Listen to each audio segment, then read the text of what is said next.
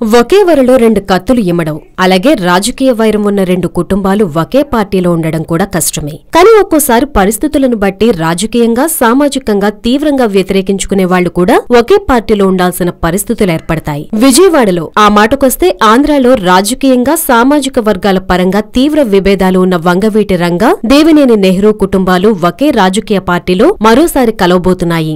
గతంలో ఒకేసారి కాంగ్రెస్ పార్టీలో కొనసాగిన వంగవీటి, దేవినేని కుటుంబాలు త్వరలోనే టీడీపీలోనూ అదే రకమైన రాజకీయ ప్రయాణం చేయబోతున్నాయి. వంగవీటి రంగా హత్యానంతరం వంగవీటి రంగా భార్య, ఆయన తనయుడు కాంగ్రెస్ లోనే కొనసాగుతూ వచ్చారు.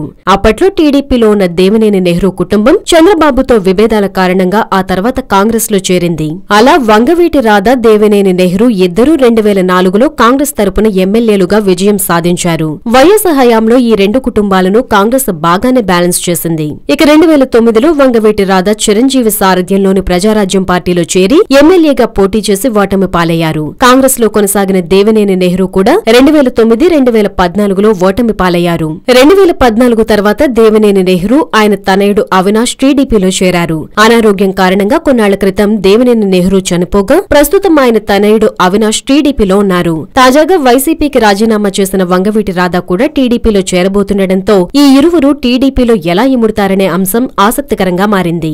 అయితే ఇరు వర్గాలను టీడీపీ అధినేత చంద్రబాబు సమన్వయం చేస్తారని, ఇద్దరికీ న్యాయం చేస్తారని టీడీపీ వర్గాలు చెబుతున్నాయి. మొత్తానికి రాజకీయ అవసరాల కోసం నాడు కాంగ్రెస్ లో సర్దుకుపోయిన వంగవీటి, దేవినేని కుటుంబాల వారసులు నేడు టీడీపీలో అదే రకంగా సర్దుకుపోతారా అన్నది చూడాలి. హలో, మిమ్మల్నే యోయో టీవీ యాప్ డౌన్లోడ్ చేసుకున్నారా?